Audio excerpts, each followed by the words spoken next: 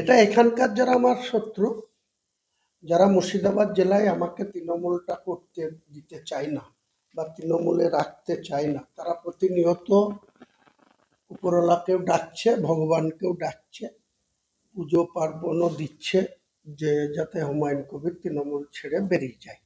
তাদের এটা অপপ্রচার। হুমায়ুন কবির কোনো অন্যায়ও করে না, আর কারো কাছে চমকানি ধমকানিতেও কিছু হটে না। সেটা সময় আসলে সময় মতো আপনারা জানতে পারবেন, রাজ্যের মানুষ জানতে পারবে, জেলার মানুষ জানতে পারবে।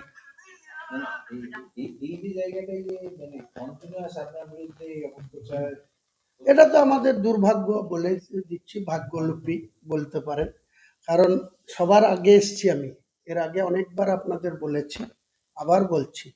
2012 সালের 20শে নভেম্বর কংগ্রেসের বিধায়ক পদটা ছুঁড়ে ফেলে দিয়ে আমি নেত্রীর হাত ধরেছিলাম, পায়ে হাত দিয়ে প্রণাম করে তৃণমূল কংগ্রেসে এসেছিলাম। পরবর্তীকালে আজকে যারা 18তে এসছে, কেউ এমপি হয়ে বসে আছে, কেউ জেলা সভাপতি হয়ে বসে আছে, আরও ওদিকে যেটা রাজনৈতিকভাবে রাজনীতি করতো না, ব্যবসাদার খলিল সাহেব, তিনি শুভেন্দু অধিকারীর হাত ধরে তিনি এমপি হয়ে বসে আছে, দুবারের এমপি হয়ে গেছে। এসব ভাগ্য নিয়ে জন্মাতে হয়তো, তা আমাদের ভাগ্যে যা আছে সেটা নিয়ে আমরা চলাফেরা করি। কিন্তু আমার বিরুদ্ধে যেসব অপপ্রচারগুলো আড়ালে আবডালে এখানে ব্লকে জেলায় ছড়াচ্ছে, যে 11 তারিখের মিটিংয়ে নাকি আমাকে অনেকভাবে তিরস্কার করা হয়েছে বা আমাকে চমকানো হয়েছে, ধমকানো হয়েছে, এইসবের প্রশ্নের উত্তর আমি দেব না। সময় কথা বলবে যে আমি কোনো অন্যায়ের সঙ্গে আমি কম্প্রোমাইজ করি না, আগামী দিনেও করব না। আমি তৃণমূলের একজন বিধায়ক, আমাকে দল কোনো উল্লেখযোগ্য সাংগঠনিক কোনো দায়িত্ব দেয়নি, কোনো জায়গায় রাখেনি, রাজ্যের প্রশাসনিক কোনো জায়গাতেও রাখেনি।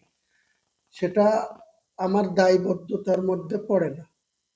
আর শৃঙ্খলার প্রশ্নে আমাকে তিনবার দুবার শৃঙ্খলা শোকজ এবং একবার ওয়ার্নিং নোটিশ দেওয়া হয়ে গেছে। রাজ্যের মনে হয় এই একটা মাত্র ব্যক্তি হুমায়ুন কবির, যে তৃণমূলের বিধায়ক, যার দুবার শোকজ 6 মাসে আর একবার লাস্ট ওয়ার্নিং, এটা হয়েই গেছে। কাজে এরপরেও তারা চাইছে যে উত্তপ্ত করে উল্টোপাল্টা বলে যে সেখানে ভিতরে কি হয়েছে, মাত্র 13 জন ছিল।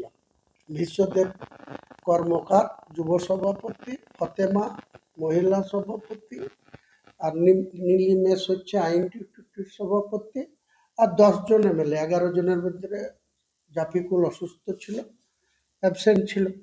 কাজে 10 জন এমএলএ আর এই 3 জন, 13 জন। আর আমাদের রাজ্যের সর্বোচ্চ সাধারণ সম্পাদক অভিষেক বন্দ্যোপাধ্যায় আর আমাদের রাজ্য সভাপতি সম্মানীয় বক্সিদা, এরাই ছিল।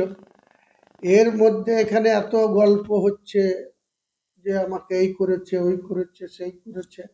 তো যারা বলছে তারা আগামী দিনে প্রমাণ করবে যে হুমায়ুন কবিরের অবস্থান কি হবে, কোথায় তাকে তাড়িয়ে দেবে, বের করে দেবে না কিছু দেবে, সেটা তো সময় কথা বলবে। আমি এসব নিয়ে, এসব ভুঁইফোড়দের, এসব চাটুকারি যারা করে, যারা মিথ্যাচার করে, তাদের কোনো কথাই কর্ণপাত আমি করছি না, করব না।